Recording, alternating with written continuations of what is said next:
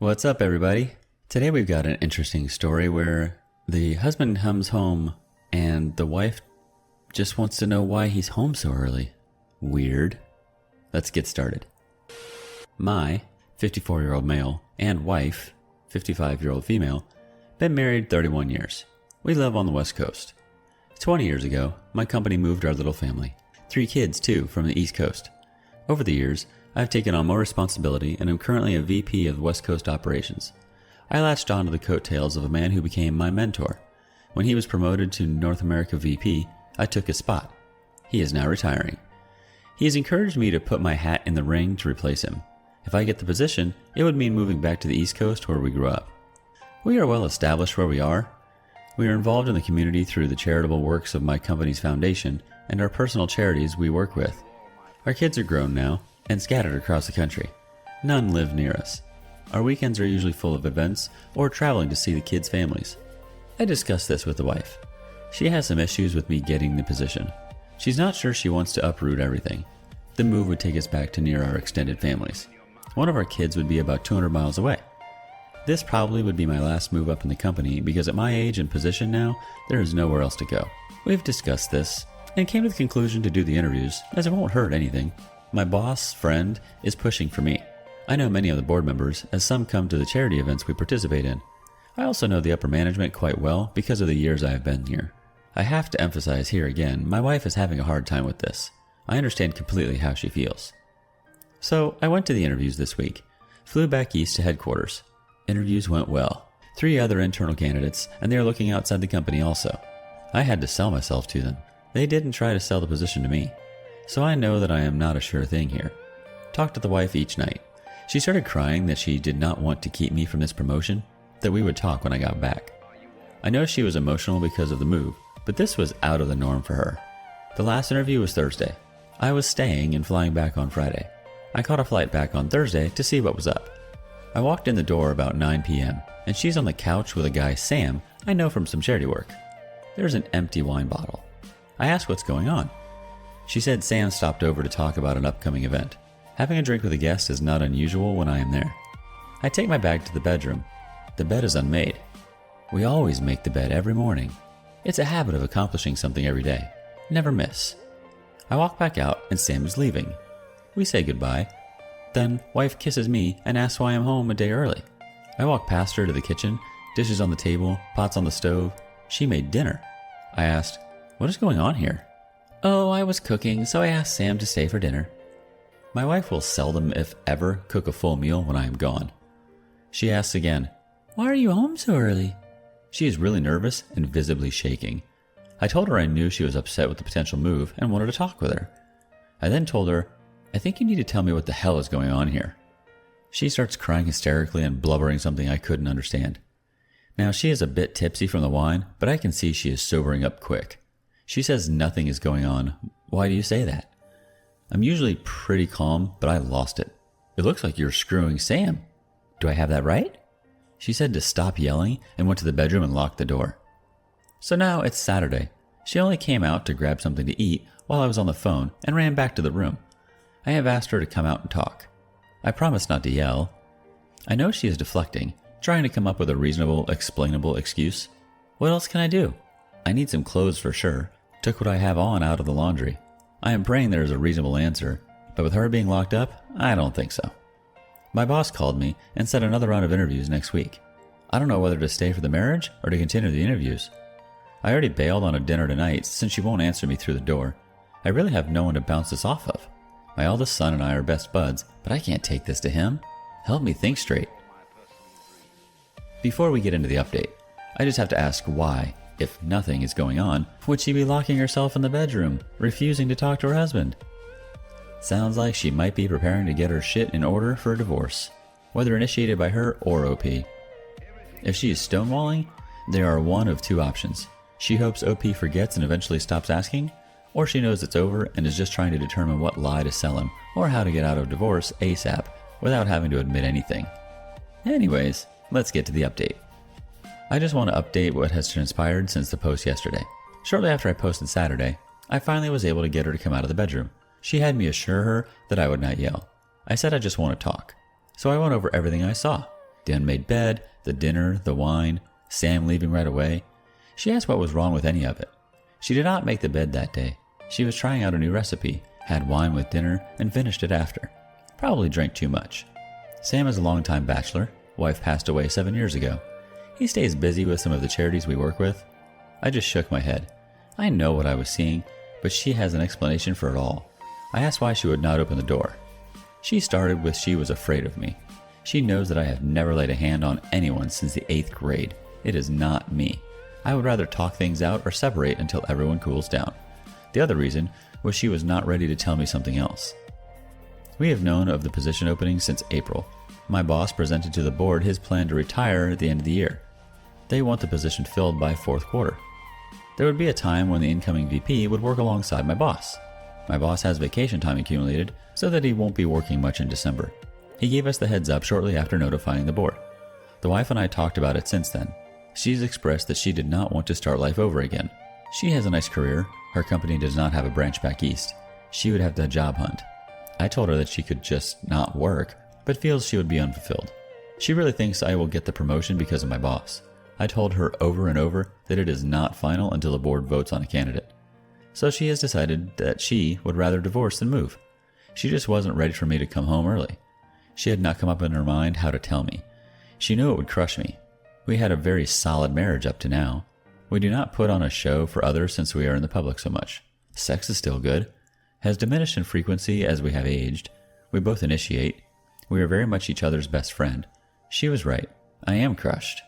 I asked what was her plan if I don't get the job. Her answer was that everything stays the same then. I asked her if she was crazy. Did she think I would forgive? I called my lawyer. We are friends also. Me calling on the weekends is not an infringement into his personal time. After pleasantries, he listened to me until I mentioned potential divorce. He stopped me there. He said, I cannot represent you. The wife has already hired him. I asked if he knew someone else. He said he will send me a list of names from other firms. He told me he personally will not handle the divorce. He will hand it over to another associate in the firm. I still have an uneasy feeling on what I saw, so I took a couple of commenter suggestions. I called Sam. I explained to him very calmly that the wife and I talked. Now I want to hear from him. He gave me the same story word for word, like it was rehearsed. Then I got hold of the wife's phone. It was scrubbed clean. Only messages from Saturday night and today. I guess I'm getting divorced anyways. Why should it matter? But it does. A few years ago, I was off work for a couple of months due to some medical issues. I had the company install an office in my home. I took one of the kids' old rooms and made a home office. I had a couple of the IT guys come over and get me set up. At the time, it was better than my office at work. So I called one of the guys to ask if he can retrieve erased messages and call logs that were deleted from a Samsung S10. He said that it was easy. Google it. I asked him if he could walk me through it. So, after a bit, we had most of our records restored. I searched the phone and found lots of calls to one number. I don't know who, a few months ago. I found Sam's number lots of calls recently too. I checked the texts. Nothing overly sexual, but certainly not charity related. Lots of meetup plans. As I am finishing, the wife knocks on the door, and I lock myself in. She asked if I seen her phone. I opened the door and said, yeah, I have it. I fixed it. She asked what I meant. I told her that I saw call logs and messages were deleted, so I restored them. Her mouth dropped open. She stuttered. Then came the obligatory, you went through my phone? She snatched the phone and stormed away. I called after her. We need to talk some more. She went out the door and have not seen or heard from her all day. So, Monday, I need to call the lawyer. I've already been through bank records. No money has been moved around. I printed balances as of today. I now need to call my kids. I see that she had called each Saturday. I think the well has been poisoned. It is starting to set in. She is my life, my partner. Now she will be gone. I feel like when my parents died.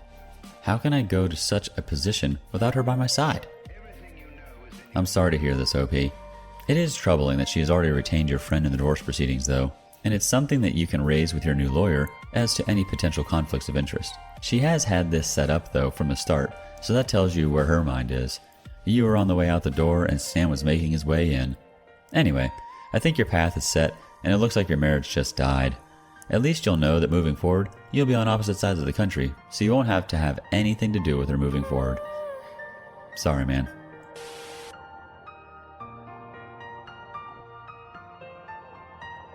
What's up again, everybody? Today, we've got a story about a girl who cheated, and the guy just won't let it go.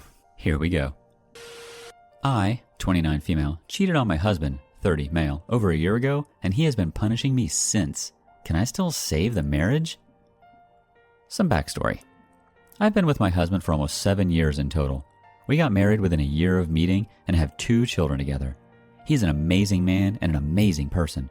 Handsome, well-educated, good-paying job, and has never cheated or disrespected me in any way before all this happened. My close friends and family always remind me of how lucky I have been in life to meet him and what an amazing guy he is. I used to look at us like soulmates. About a year ago, I ended up going out with a group of friends for a birthday party, in which I ended up very, very drunk and sleeping with a man who had been flirting with me the entire night. It was the first time I felt so good in many years, and I can't explain why, but I ended up going home with him. Within minutes of realizing what mistake I had done, I ordered a taxi home and confessed to my husband, crying, feeling incredible regret, and literally hating myself for it. He initially stayed quiet and calm, but let me know he wanted a divorce. But after begging and begging, we ended up going to counseling. When at the counseling sessions, he never seemed to be coherent and just sits and scrolls on his mobile. Whenever he gets a question about his feeling or what he can do to improve, he says something along the lines of, divorcing a whore maybe? Or very negative answers directed towards me. Most of the time, he does not even seem to care and just stays quiet, even being asked questions, and when we are trying to engage him into the conversation. I realize the mistake I have done, and I have spent the past year doing everything I can to save the marriage. It has gotten to the point where I even agree to do sexual acts which I despise for him, such as anal sex. I have been cleaning the house, cooking, and all the chores in the house by myself, with no help on his side. Whatever he asks for, you name it, I have done it all. He has these outbursts in which he calls me horrible names.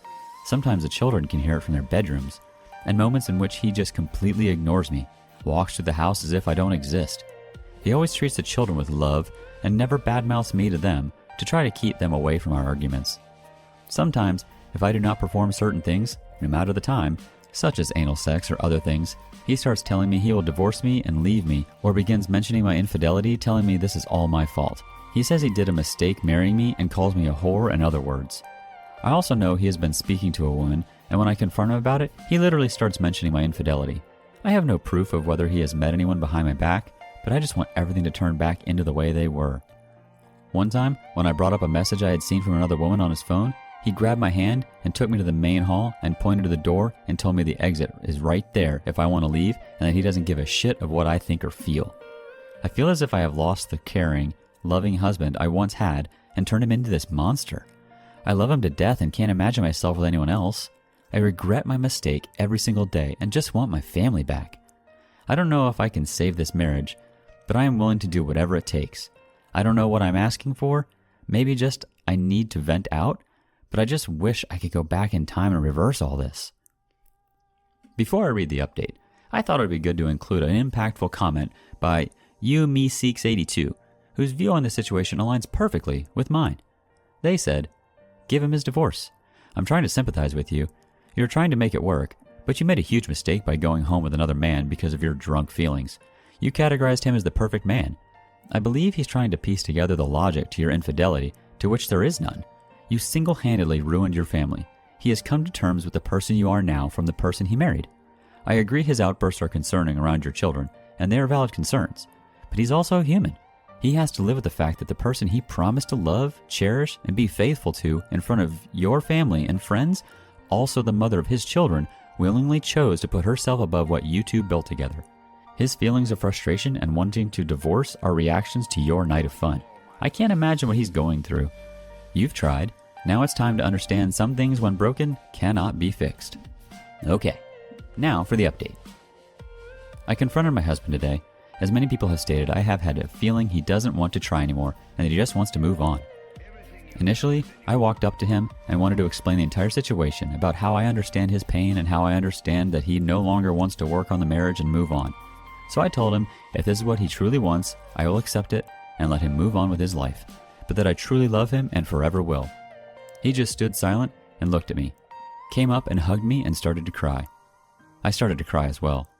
This was the first time I felt a genuine, loving hug and emotion from him in a long time. After what felt like a few minutes of crying and hugging, he finally let go and asked me to come sit down with him. He started letting me know that he still loves me with all his heart and that he loves our children, but he has a hard time forgetting and moving on from what happened. He said that he has these angry, raging moments, not only because of the hatred of what I had done, but also because he had these images in his head of what I had done. He can't forget about them.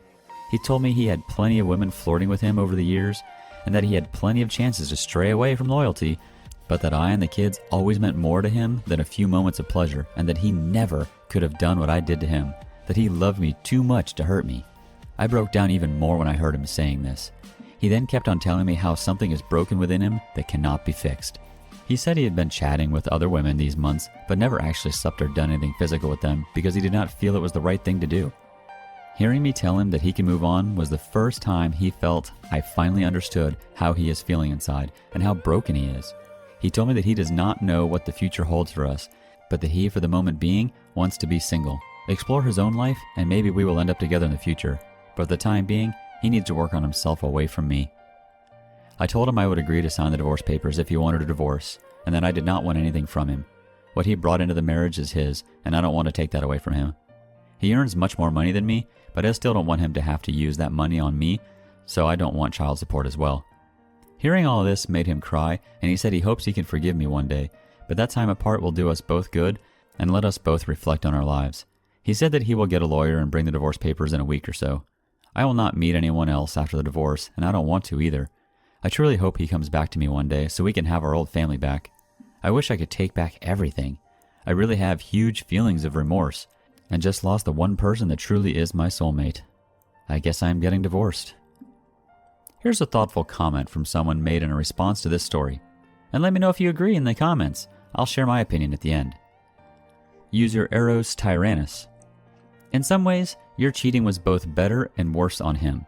Better because it was not done maliciously to hurt him over some real or perceived grievance. You did not set out thinking, I'm going to cheat on my husband. Worse because it was done with no thought at all. It was a mistake. A human mistake. I think that is part of what your husband is going through. The realization that the woman he married is not some perfect angel, but a real human woman with real human flaws.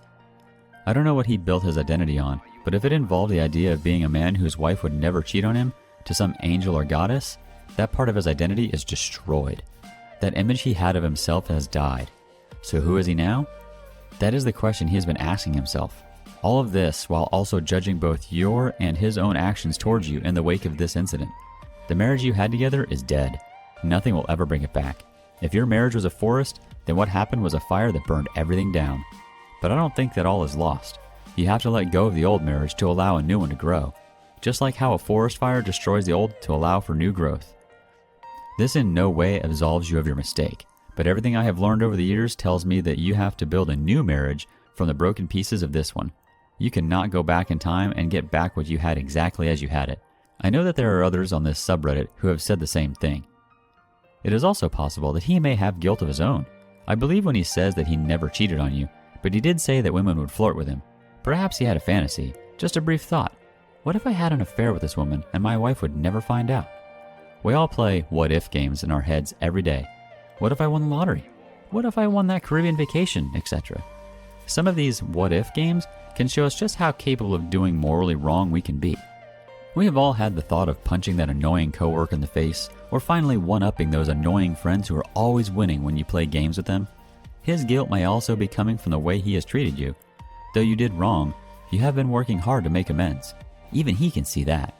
Perhaps he thinks, she is working so hard, but I just can't get these images out of my head.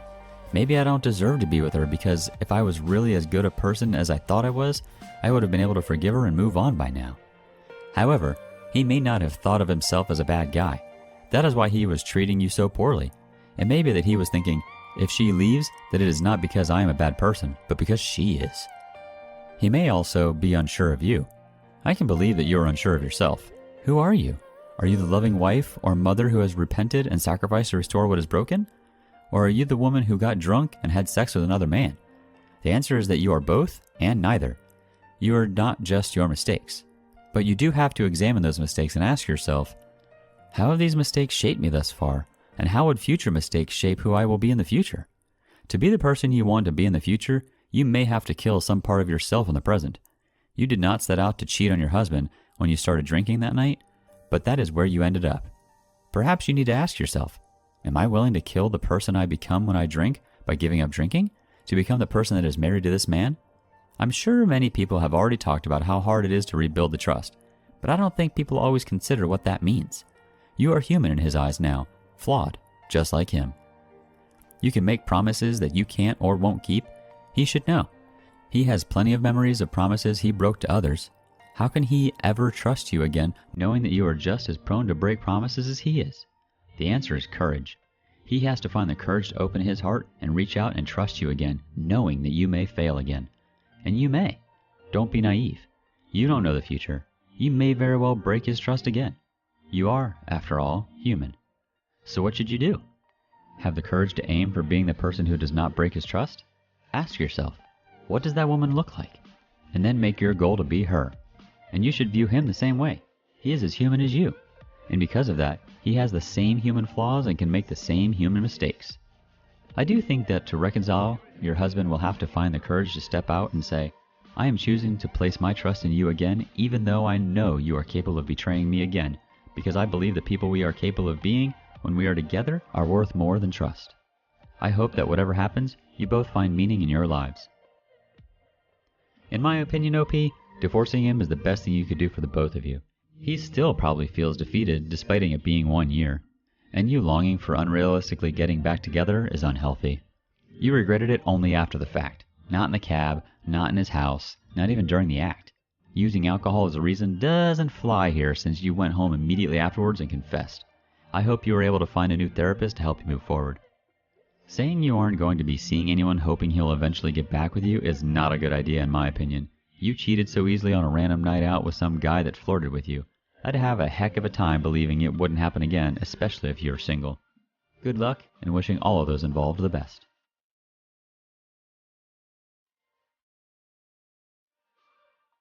What's up, gang? Glad you're here. Today we've got a doozy. It's about a wife who cheated on her husband while she was pregnant. Let's see how this story goes. Me, 28 male, and my wife, 30 female, have been married for 4.5 years and have a beautiful little girl who's 3. Last year, we bought a house which came with a massive amount of stress due to being put through hell by the solicitors we were dealing with.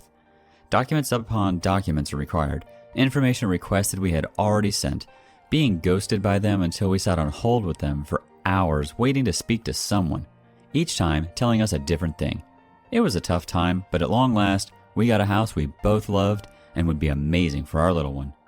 We tried for a second child a few months after moving in, but it just wasn't happening. My wife began to worry that we couldn't conceive a second, as the first one had been so quick after trying only a month. I had some reservations about a second child so soon after the stress of moving, and I was trying to get a better job at the time so we could be more stable.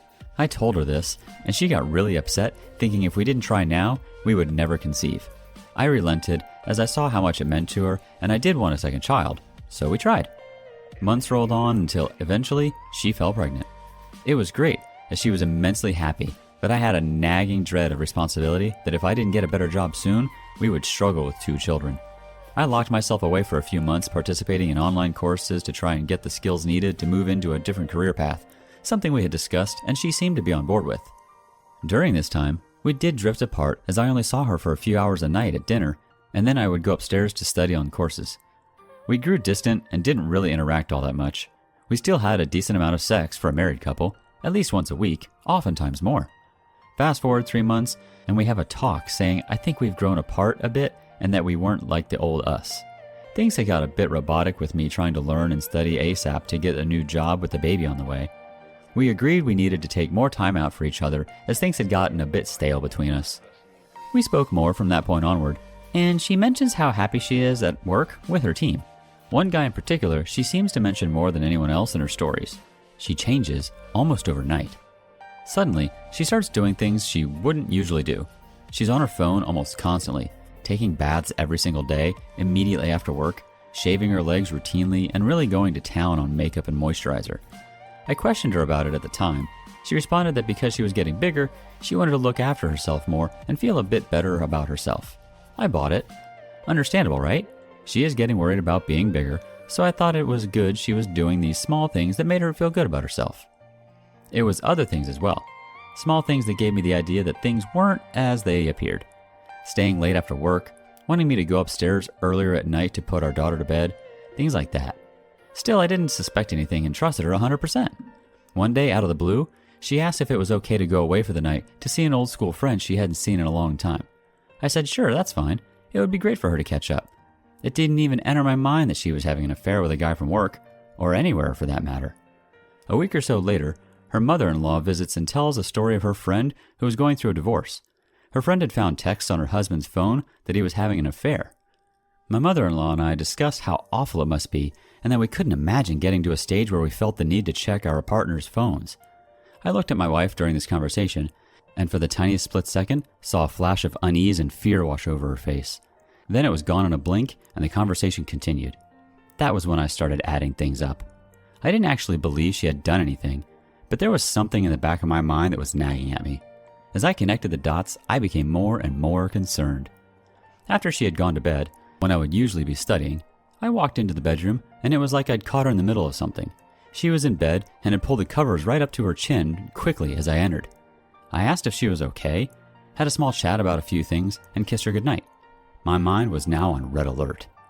I knew her password from when we got together originally, so I logged into her social media accounts on my computer back in my study, and what I saw was worse than I could have imagined. They had been sending videos of each other masturbating and talking dirty for the last week. She had been doing it when she went to bed, and I was studying after I had put our child to bed. The conversations had made it clear they had been having sex at work and even had sex in our house whilst I was working. I also found out he was almost 20 years older than her and had a wife and 2 kids of his own. She had been doing things with him that she would never do with me sexually. He would give her assignments each morning on what to wear, how to talk to him, etc., and she was absolutely loving it. She suggested they book a hotel away as she couldn't bear the thought of being away from him and would say she was meeting up with an old school friend. The messages seemed to indicate that she was pushing things further and further and was planning around our schedule to get in quick wherever she could. Pure adrenaline rushed through me as I saved everything I could from those conversations, and I slept next to my daughter that night. I didn't actually sleep. I just kind of laid there, thinking and crying. She left for work in the morning, and I didn't say anything.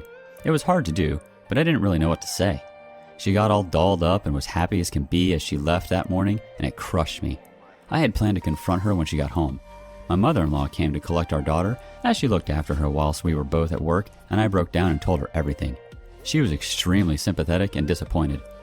My wife came home and knew she had been found out. I vented and wanted to know why. Why had she done this? Was the baby mine? Does she love this other person? Does she want to stay together? So many questions. Initially, she didn't say anything and wouldn't answer my questions. She just looked at the floor, zoning out, thinking. After ranting for a while, I asked if she could actually talk to me, as staring at the floor was not what I needed from her right now. She swore it had only been in the last week that things between them had escalated sexually, which lines up with the messages they had been sending that I had saved. She said she didn't love this guy and that it was a stupid mistake. She claimed she wasn't thinking. It was nothing to do with me and that she still loved me. I had done nothing wrong. It was just an escape from what had become a monotonous life. She blamed the hormones. She said she hadn't been well mentally for a while. I don't know what to do. I went for a walk and I contacted my mother, who lives far away from us. She was understanding and said I had to think about things carefully, as there was still our daughter and our unborn child to think about. I vented to my mother and went back. Despite everything, I still loved my wife. I wanted to be together, to go back to the way things were before we got the house. In the interest of maybe salvaging our marriage and the kids, I didn't tell anyone else anything. She stayed at my mother-in-law's house that night with our daughter so I could get some headspace, but it did little to ease my pain. I wanted to be with her. I called her and said I missed her. She said the same. The next night, we had sex and it was like nothing had happened. I felt like I needed to reclaim what had been taken from me, so I was the one who initiated it. We decided that we did love each other and that although it was going to take some time, things would be rough for a while. I just wanted to see what would happen when the baby was born. I couldn't give up so easily. I just asked her to be 100% honest with me from now on. She went back to work. She said she had moved offices away from him. She claimed that they had spoken, and she had told him that her family was the most important thing to her and that they could no longer carry on. He asked her if that was what she truly wanted, and she reiterated it to him. So we both went back to work, which at first was horrible. I would come home in a different mood every day. Sometimes angry, sometimes crying, sometimes okay. I started trying to study less and spend more time with her watching TV, reading with her next to me, getting up with her in the mornings to say goodbye instead of staying asleep. It wasn't to make sure she wasn't still messaging him. It was because I realized that this is what I wanted, to be normal again. I started going to the gym, eating healthier, and looking after myself more. We had good days and bad, taking our daughter on outings and playing with her, more sex here and there. Her parents paid for us to all go away to a spa, which was nice. After a few weeks, I was slowly but surely believing more and more that this could work. I felt like some good could actually come out of the whole situation. Last week, she said she had to go away on a business trip on a day she doesn't usually work. I said that that was pretty irregular and I would obviously be a bit worried. She had asked a friend to take our daughter whilst we were both at work instead of her mother-in-law. This was also unusual. I expressed my concern and asked her if she was using this opportunity to meet up with him again. She said no and gave me the time and location she would be on the day to ease my mind. By this time, things had been going pretty well, although it was still extremely early, 3 weeks since D-Day. I went to work that day dreading I'd be worried sick. Surprisingly, I was fine. It was actually the first normal day I had experienced at that point. I saw how much she said she wanted us to be together, how upset she had been, how much better I felt in such a short amount of time. I believed her. Then she called me on my lunch. She said things had been canceled at work and she was coming home early. I asked if she wanted to grab lunch, as she said she would be in the same area as my work by that time. She said no, she just wanted to go home as her back was hurting due to the pregnancy, now 5 months in. I said okay, and concentrated on work. I asked her how her day was when she got home, and she said work had been boring and not very eventful. We went to sleep, but I woke up in the middle of the night. I kept thinking how odd it was that she had gone away that day and then come back so early. To stop the madness going on in my brain, I checked her phone, and it showed that she hadn't been where she said she had been.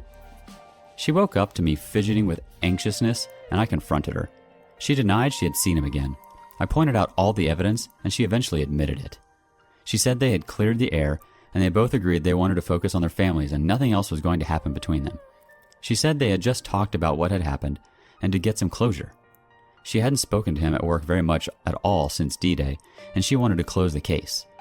I argued that she had set up an elaborate lie, still lied when she knew I had figured it out, and had refused point blank when I asked if she was going to see him that day.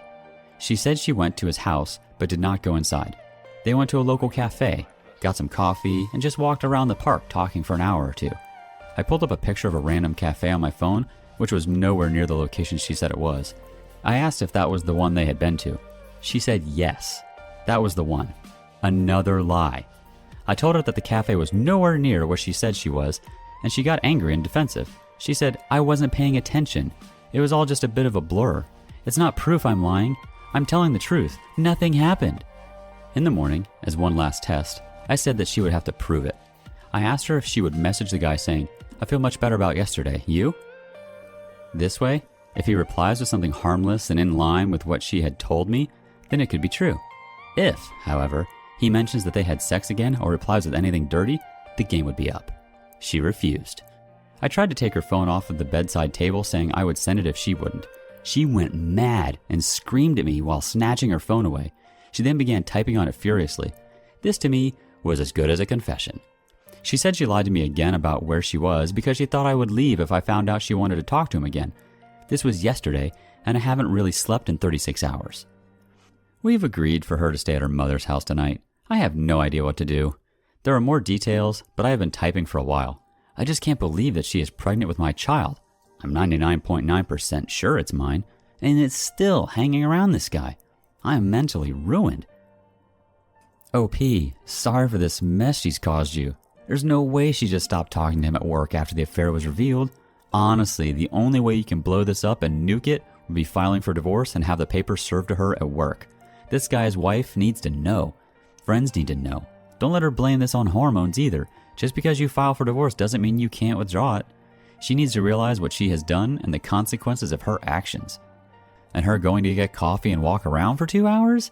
My wife had 4 kids and at 5 months pregnant, she wasn't walking around the park for a couple hours, ever. Another lie. You can't believe a thing she is telling you now because she is in the affair fog. Nobody can tell you to leave and divorce her, but I would definitely get a paternity test in order for both born and unborn child. Sorry, but I can't feel your desperate cry for help in this shitty situation, and the woman who you thought was your wife is far from the one she portrayed to you. Good luck, man. Everything you know is in your mind. What's up, R-Space fam? Today, we've got a few Am I the Asshole stories coming right at you. You excited? I know I am. Let's get right into it. First up, am I the asshole for talking back to family members after they keep rubbing in my face the fact that I got pregnant early and I'm a single mom? I live in a country where extended families living under one roof is common. My daughter, 3-year-old female, and I, 23 female, are currently living with my grandmother, an uncle, and aunt, with husband and 2 kids. The reason why I haven't moved out yet is because of my grandmother. I have a high-paying, stable job and can move out any time, but my uncle, the eldest who's paying for the bills as well, pleaded for me to stay with my grandmother. She's 89 and I take care of her as well. Yesterday, I got into a fight with my aunt because I confronted her about them not buying fruits for their mother. I can do it myself, but because I have a sickly daughter, I won't risk going out. My grandmother receives a monthly stipend from the government, and my aunt manages the finances. I don't touch even a single cent of that stipend. I buy my own groceries, but that also includes my grandmother. I pay for the electricity of the entire household, and sometimes the water bill. I also give weekly allowances to my aunt's 2 teenage kids. My uncle, my aunt, and her husband ganged up on me and said a lot of hurtful things about me in front of my daughter. They kept on rubbing it in my face that I got pregnant at 19 and a single mom at that. I got so fed up that I told them, at least I didn't ask other people to pay for my family's needs. I added after that, I can move out here anytime and won't worry about where to get food and where to get money to pay the bills. I don't know if I can say the same thing about you all. I never asked them for help financially and worked hard to get where I am now. My statement resulted in another round of shouting and them constantly telling me how rude I was. I grabbed my daughter away from them and locked ourselves in my room. Since I'm paying for the internet bill, out of anger, I changed the password and they haven't connected since then. I feel like I was too harsh when I said those words to them. Am I the asshole? Edit 1. To answer some of the questions, they have been emotionally abusive since I can remember. My grandma and pops raised me because my parents were MIA. But my grandma taught me from a young age to not fight back since they are older. Edit 2. My cousins are not having online classes. School was officially closed when the lockdown was implemented. If I know they were doing online classes, I never would have cut the internet off. The money that I'm giving to them is something that I've set aside for myself supposedly. Update. I couldn't believe my original post was 5 months ago. People have been messaging me since then and have been asking me about what happened after. A lot has happened since then. And you guys, it took me 5 months before I was finally able to move out of my childhood home. Back to the incident. I kept my cool after that day and stopped talking to them altogether up until now. A lot of things unfolded from there. And plot twist, my aunt's daughter, who I was giving money to, were just using me, surprised but not totally surprised. How I found out?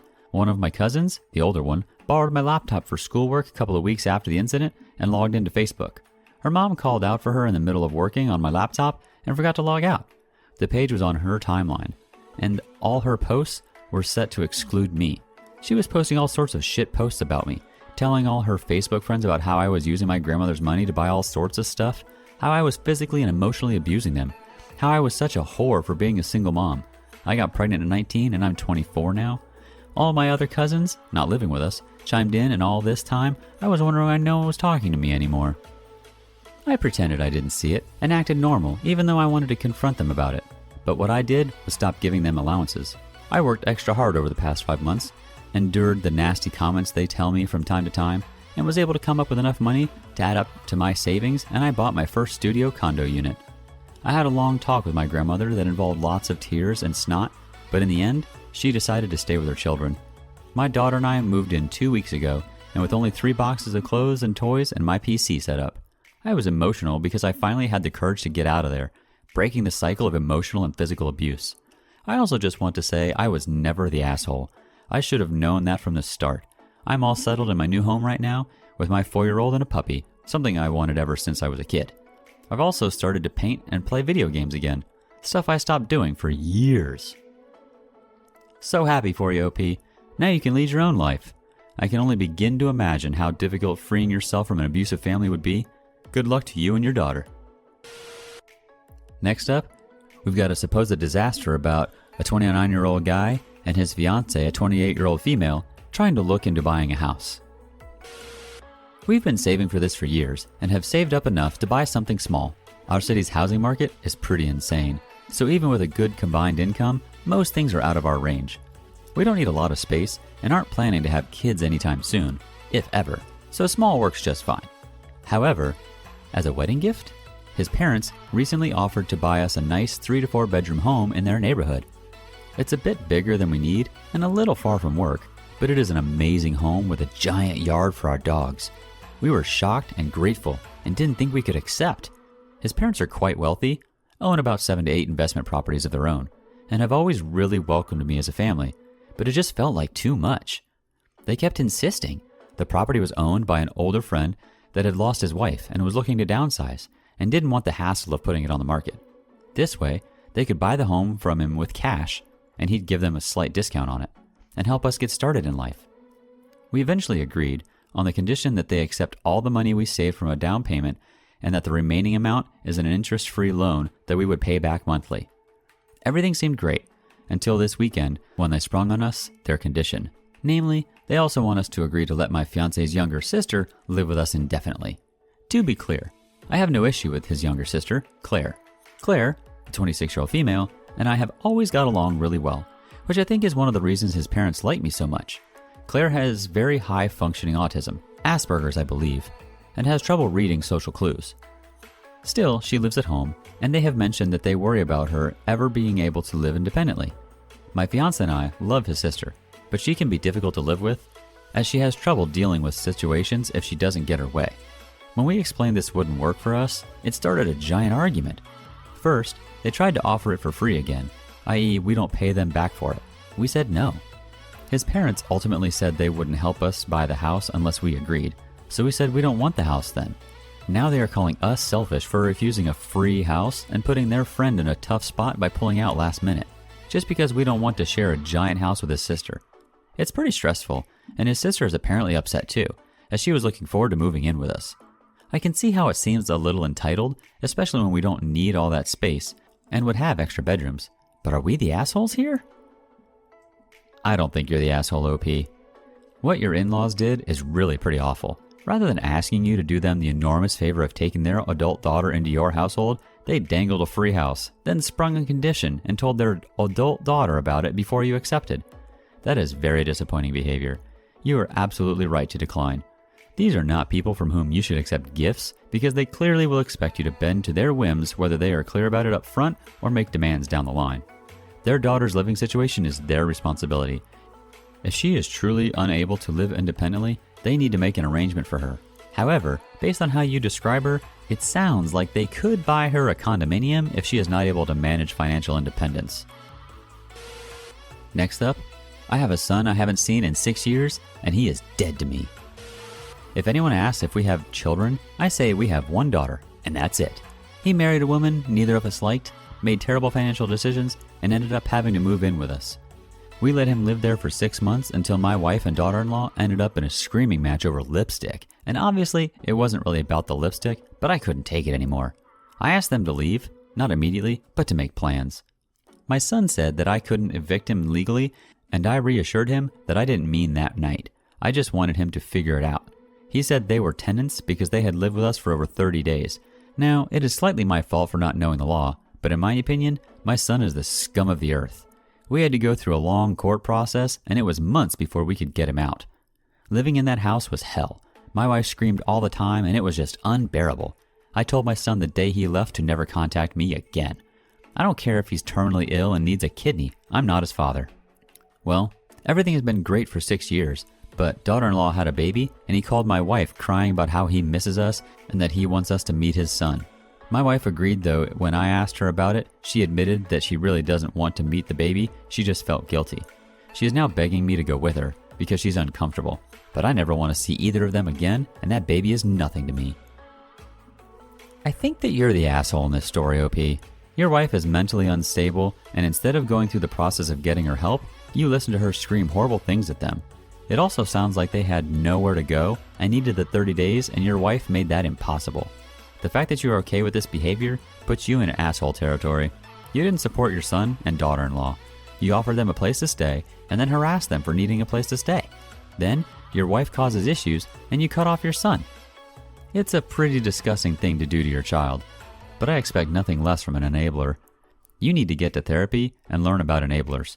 First, you enabled your wife to treat your son and daughter-in-law horribly. Now, you are a slave to her whims again because she wants to see her grandbaby. It sounds like you don't know how to be a supportive parent, and the only consolation is that he and the kid are probably better off without you in their life. Our next Am I the Asshole story gets into a family who doesn't always go to church services but gets guilted into it. Myself, female 48, husband 47, and our 2 daughters, 16 and 14, are Jewish. While we will very occasionally go to services because my mother-in-law is the queen of guilting you into it, we are really not very religious at all, mainly more spiritual. Most of the time, we celebrate the holidays hanging out with the family at home with a big meal. That's how we like it. I guess you could say we are Reform.